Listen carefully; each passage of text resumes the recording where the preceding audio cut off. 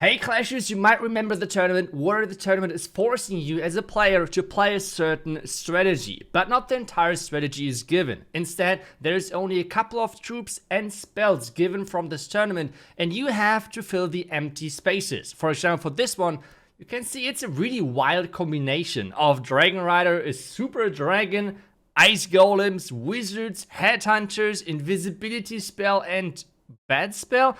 Well, I have to do 3 attacks with this really weird, army, and we want to see if we can have any success with that. We can see already it's 2 3-stars so far on each side, but they have gotten an unfortunate 0-star. So let's get ready with the first base and what my plan is to attack this. The first thing we want to do is just try something out because I have no clue how strong this is going to be. Sneaky Goblin die for the Town Hall. We have only 1 super troop given, which gives us a bit of flexibility, so we can use the Sneaky Goblins to die for the Town Hall, send our hero dive in from the far left side with the Wall Wrecker to open up the core, so everything is pushing in there. At this point, this is the moment where I have no clue how things are going to go. I mean, maybe I'm going to get 1 compartment, maybe I'm going to get the entire base, no idea. But the idea is, as soon as my troops have taken down the core, we're going to use the bats. I have added a couple of bat spells to this to take down the entire bottom side out of those X-bows. Royal Gem on the backhand to take down the defending queen and the wizard tower. And then we have hopefully our Dragon Rider and our super dragon left for the top left, or like for the top side with that single Inferno tower. That is the plan. We have our army ready. We have 18 Sneaky Goblins. I have no clue how this is going to work. We have split up the Ice Golems, okay? So if you guys are wondering why I'm not having 3 Ice Golems, well, I have 3 Ice Golems, overall 3 Ice Golems, which means 2 out of them are in my clan castle. So we are ready, we are in, and hopefully we are starting with a nice 3. So that would be great. I would be happy if we're going 1 out of 3, okay? That would be the optimal scenario, because I feel like otherwise we're not getting way further. Okay, using the giant to tank for the wall breakers because we do not have the space to use super wall breakers, which is quite unfortunate. Let's double check that this elixir storage is going down and not really staying alive for too long, because we remember the Sneaky Goblin nerf, which was quite unfortunate. Funneling already the far left side to make sure that our troops are staying inside. 1 test Sneaky Goblin. There's some more traps, but things are looking good because now we can actually send all of our sneakies in there with the invisibility spell. No giant bomb is popping up, so this town hall is going to go down guaranteed. Wall breakers, wall is open, ice golem in, king, queen, warden, everything put in there to make sure that we have some great value. And this guy brought in super dragon on defense. I don't know if there's any rule, which I don't know, but it should not change anything that you are still having to bring the super dragon on offense. But either way, everything is in. We are setting the witch in as well because we have to bring a witch, okay? That's kind of what the rule set says. And now we have to find a nice warden ability. The warden is not really catching up to the Wall Wrecker. How was that out of range? I have no clue, but the Wall Wrecker is opening the base, which is great for us, and it's quite tanky, which is another nice thing. And now we have to make sure that this wizard tower at the bottom side is getting taken care of. My queen is on her way. We have the only rage. Let's use the Dragon Rider to make that wizard tower just disappear. And then we can start with our bats. At this point, though, we have to hope that the Dragon Rider is not triggering any red mines. That would be devastating because they could hit our bats. Now the bat wave started. Queen is still looking strong with her ability. As long as we don't lose her in her ability, it's looking good. Queen ability is in, which means we should take down the sweeper. Some more defenses, and the bats are rolling. Red mines are going for the Dragon Rider. That was quite lucky, but I take those. And we have the Royal Gem on the back end with her ability. Now we have still 1 Dragon Rider, 1 Super Dragon, and 1 Loon for this back end. The question is if this is going to be enough. Let's freeze the scatter. Let's freeze the Inferno Tower with that Wizard Tower together to keep our Super Dragon alive. And things are looking great. Things are looking incredible. I would have never thought that this could somehow work, but it is.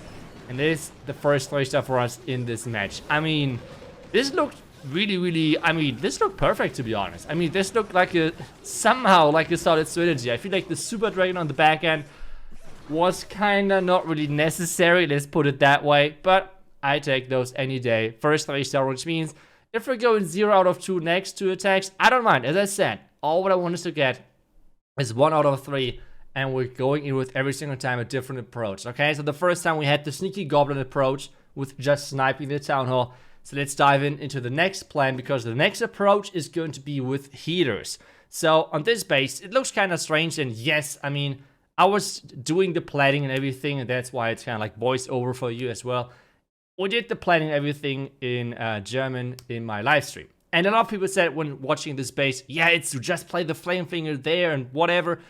Guys, I know this base is probably like just the Flamefinger alone can 3-star this base most likely, but the Flameflinger was not allowed. We had to use the Wallraker, as I said in the beginning. Check out the beginning of the video again if you want to see the exact troops we had to use.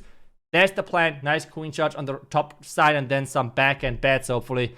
So let's dive in and see if we can somehow make this work. So, we are in, army is ready. We have only 4 healers because I'm missing troop space. It's really hard. It's really, really hard with having so many troops already kind of like from the tournament set, which is making things really hard. So yeah, and this one, I want to have the sneaky goblins in the ram. Okay, so this ram is supposed to go for the town hall, hopefully, and funnel everything. So wizard on the far right side. We have nothing to find on the left side, so if there is any traps whatsoever, it's okay. It's a bad start for us.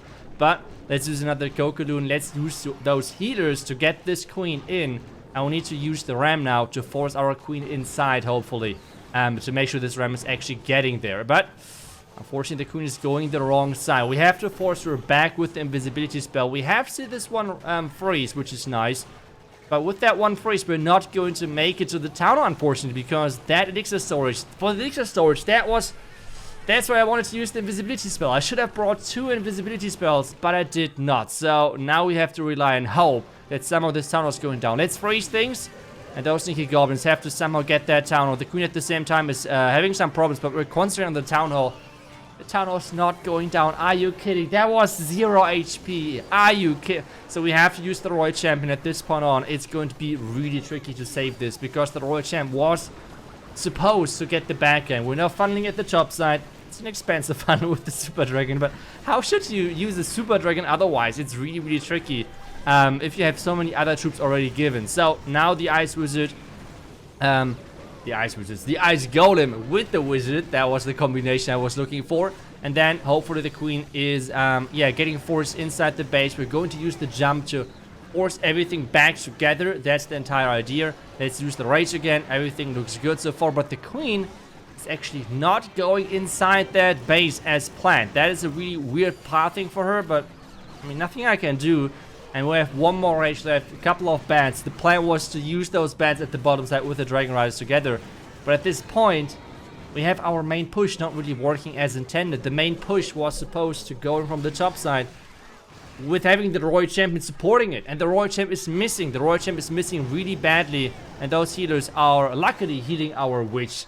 Thank you for that, Supercell, for those healers.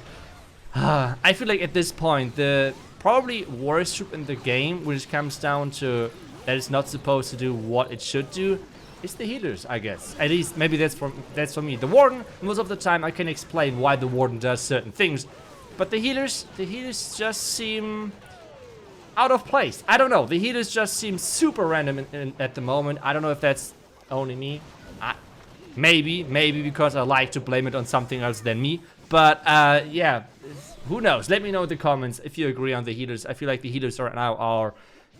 It feels like as they would be in one of the worst spots as they ever have been, even though I guess they were not changed. So it's just like me thinking that, right? So I don't know what is going on, but this second attack was nothing. It was really falling short with the one spell which we have chosen wrong. I feel like if he would have used a second invisibility spell, this could have went completely different. Next base, again, this base is kind of well known as well, but again, we cannot use a classic Queen Charge Lalo or something like that to smash the base. No, we have to use the troops which the tournament said we have to use, which means, again, the Super Dragons and so on. We're going in with another Queen Charge, okay, but this time a different approach. So, Queen Charge behind the town, hopefully. King with the Ice Golems and the Warden around the bottom side.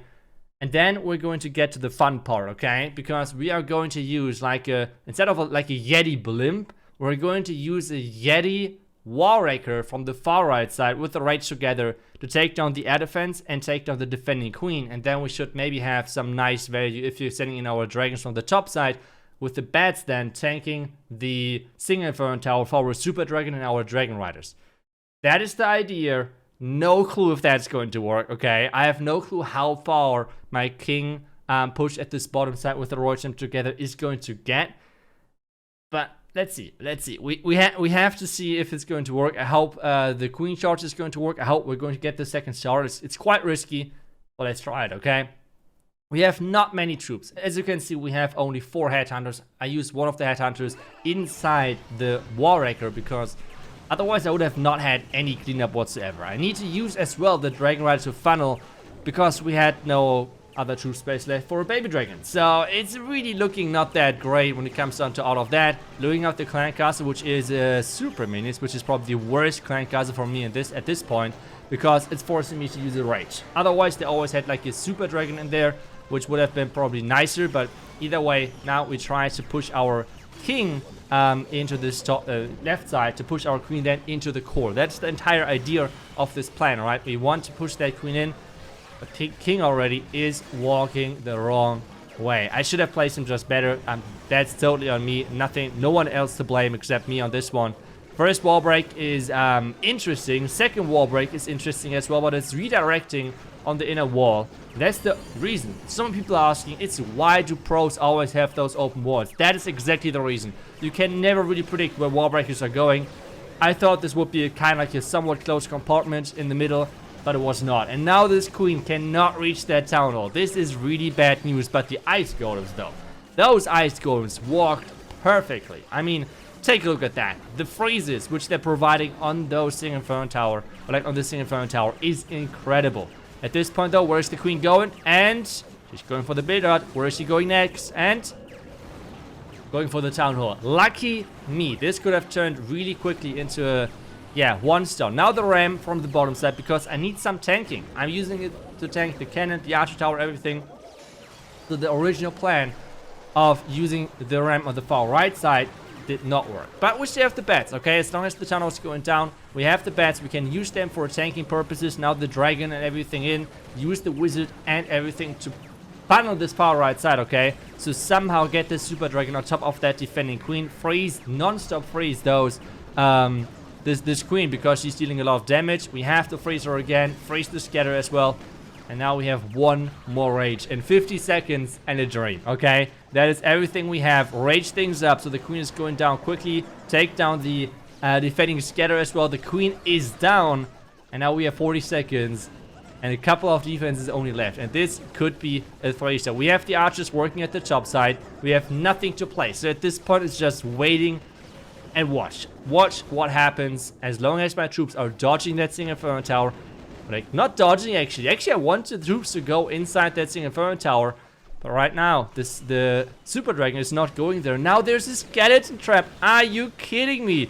The single inferno tower is just staying alive for way too long. 10 seconds. The single inferno tower is going down from the super dragon.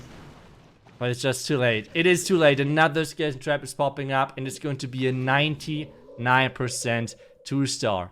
Unfortunate ending, but as I said, overall, I'm pretty happy. I mean, this attack, with how we reacted, I think was pretty decent.